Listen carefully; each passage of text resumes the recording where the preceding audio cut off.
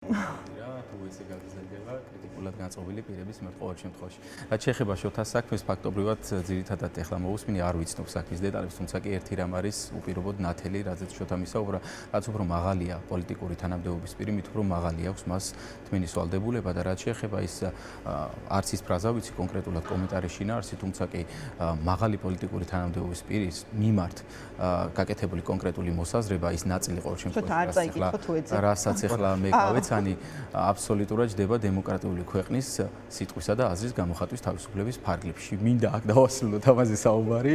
არ გვინდა შოთა შენი ჯარიმები ჩვენ გვეყოფა. არ გვინდა ისე ვთქვათ 1000 რეგულაცია არსებობს, მარეგულირებელიც ძალიან გვაკვირდება და ვიყოთ მაინც კორექტულები. კი ბატონო. ესე იგი. ლაშაც გაიგე. სრულიად დამსახურებული კომენტარი მე ვიტყოდი, არაფერი განსაკუთრებული. ხო, კი ბატონო.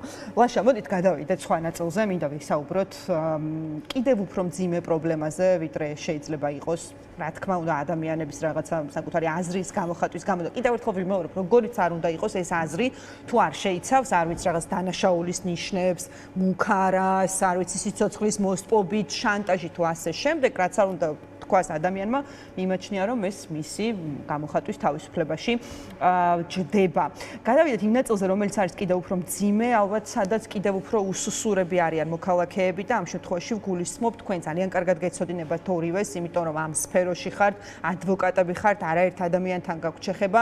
რა ხდება მაშინ, როდესაც მოქალაქეებს აკავებენ? რა ხდება იმ საგამოძიებო უწყებებში, თუნდაც პოლიციის განყოფილებებში, წინასწარი დაკავების იზოლატორებში? ბევრი ისტორია გვსმენია, რომ არ ვიცი, ახალგაზრდა ადამიანი მიდის ქუჩაში, მას აჩერებენ გადამოწმების მიზნით, ეუბნებიან, რომ იცით რა, ადმინისტრაციული წესით გაკავებთ და სამართლოში აგიხსნით, რა ხდება და შემდეგ აღმოჩნდება, რომ ან ნარკოტიკი აღმოუჩინეს, ან ძალადობის გზით და ჩვენ ნახეთ კადრებშიც უნდათ სასურველი ჩვენების მიღება, არავინ არ უნდა გაგიმართლოს, რომ ან ვინმე გადაიღოს, ან თუ გადაიღო, მერე უნდა გამოჟონოს, რომ ვიღაცა ამის გამო შემდეგ დაისაჯოს. რამდენად ხშირია ზოგადად ეს ფაქტები თქვენს ირგვლივად თუ გქონიათ შეხება ასეთ ესე ვთქვათ გარემოებებთან, ინციდენტებთან, რის თქმა შეგიძლიათ ჩვენთვის? მე ადვოკატი არ მეგულება, ხმამაღლა ვიტყვი ამას, განსაკუთრებით სისხლის სამართლის სფეროში მოღვაწე, ვისაც მინიმუმ ერთხელ მაინც თუ ათეულობით არა, თუ დამწყები იურისტი ადვოკატი არ არის, არ ქონია გამოცდილებაში მსგავსი პრეცედენტები.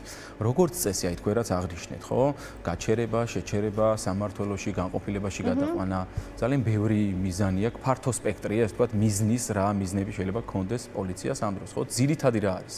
აღიარება, ჩვენების მიღება, ინფორმაციის მიღება, ცრუ ფაქტის აღიარება, ცრუ ფაქტის ესე ვთქვათ, დაფიქსირება, ჩვენებაში ასახვა და სხვადასხვა რაღაცის აღიარების, ინფორმაციის მიღების იძულება.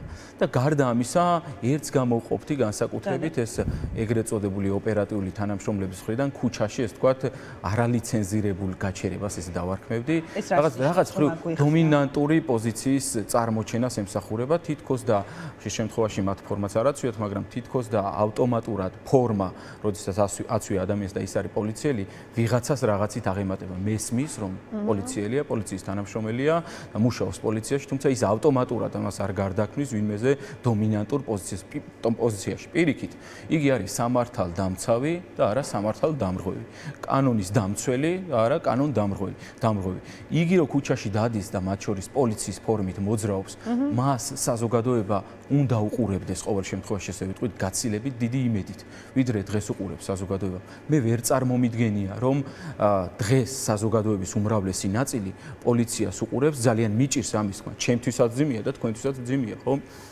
მაგრამ მე ვერ წარმომიდგენია, რომ საზოგადოების უდიდესი ნაწილი დღეს პოლიციას უყურებს როგორც მისი უფლების დამცველს და პოლიციის დანახვაზე უჩნდება დაცულობის განცდა. პირიქით, პოლიციის დანახვის ეშინია ხალხს.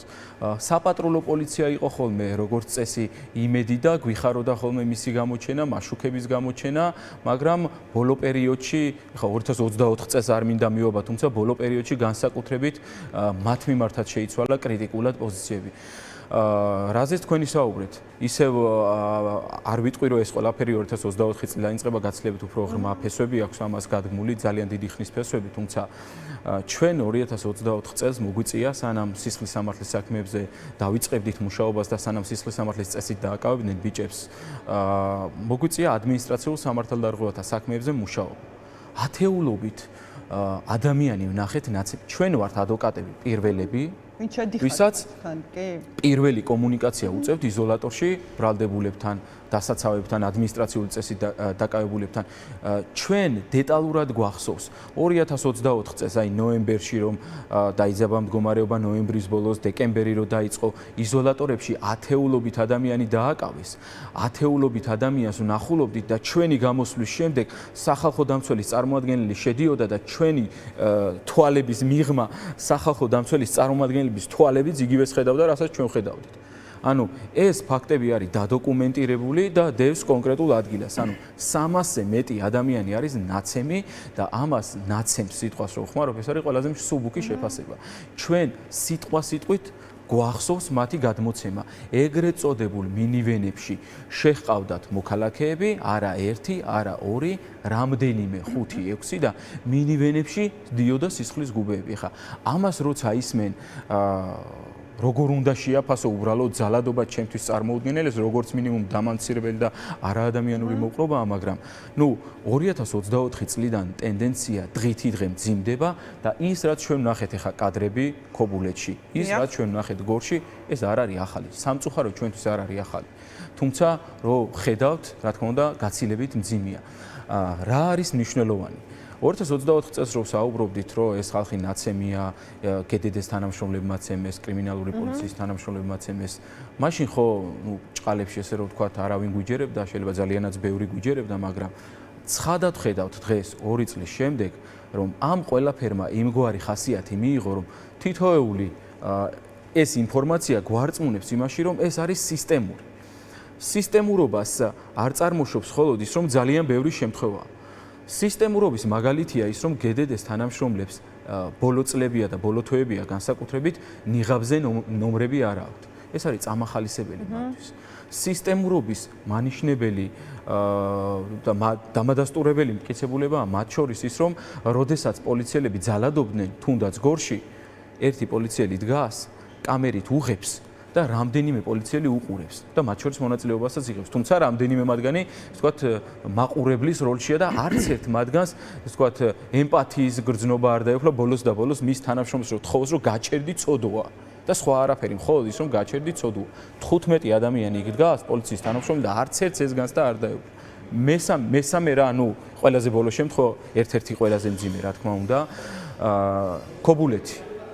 კამერით იღებს ადამიანი, რამდენიმე ადამიანი ცემს და თქვენ როგორ წარმოგიდგენიათ, ახლა მათ უკან სხვა პოლიციელები არ არიან? ხმები ხო ძალიან კარგად ისმის. ესენი ხო პოლიციის სამმართველოში განყოფილებაში არიან. ვერ წარმომიდგენია და ვერც ერთ ადვოკატს ვერ წარმოუდგენია, პოლიცია არის მაქსიმალურად სუბორდინირებული სისტემა. რომ პოლიციაში კაცი ისე შევა, რომ 3 იცის მარტო, 2 ოპერმა იცის და სხვა მარავინ. პოლიციაში ვინც შედის და გამოდის, სამმართველოს უფროსის დონემდე დეტალურად იცის ინფორმაცია უფროსებმაც და მოადგილეებმაც და ამის ნათელი მაგალითია არასრულწლოვნის შემთხვევა ნაძალადებზე, შემთხვევით რომ კამერა დარჩა ჩართული, როდესაც არასრულწლოვანი პოლიციაში შეჰყავთ, ხმოვანი გავრცელდა, უფროსი თუ მოადგილე უკავშირდება ამ პოლიციას და ეუბნება საყედურს, რომ ეს ხო იცი არასრულწლოვანია და კანონიერი წარმომადგენლის გარეშე რატომ შეიყვანი. ეს კიდევ ერთხელ ადასტურებს იმას, რომ ყველა მიცის რა ხდება პოლიციაში და 2 და 3 ადამიანი თუცემს პოლიციაში შეყვანილ ადამიანს, ყველა არის საქმის კურსში. კი ბატონო, შოთა, აი თქვენ მინდა გითხოთ ყველაზე საუბრებ თუ ვინმეს გონია რომ ის საკუთარი პირადი სიამოვნების გამო იღებენ ისინი ამ ვიდეოებს, ეს გამორიცხულია და თუ ესეა საქმე, ძალიან უფრო ძიმე მასშტაბებზე მივდივართ, აქ არის ცალსახად მორჩილების, საკუთარი თავის უკეთ წარმოჩენის, კარგ თანამშრომლად წარმოჩენის დამადასტურებელი მტკიცებულება და ერთადერთი ძირითადი მიზანი დღეს რა პერსპექტივას და რა მიმართულებაც აქ აღნიშნულ ვიდეოს გადაღებას აქვს მხოლოდ ის, რომ თავი მოაწონონ თავის უფროსებს და ხელმძღვანელებს. ძალიან დიდი მადლობა. მადლობა თქვენ იმისთვის, რომ იყავით სტუდიაში ჩვენთან სტუმრად.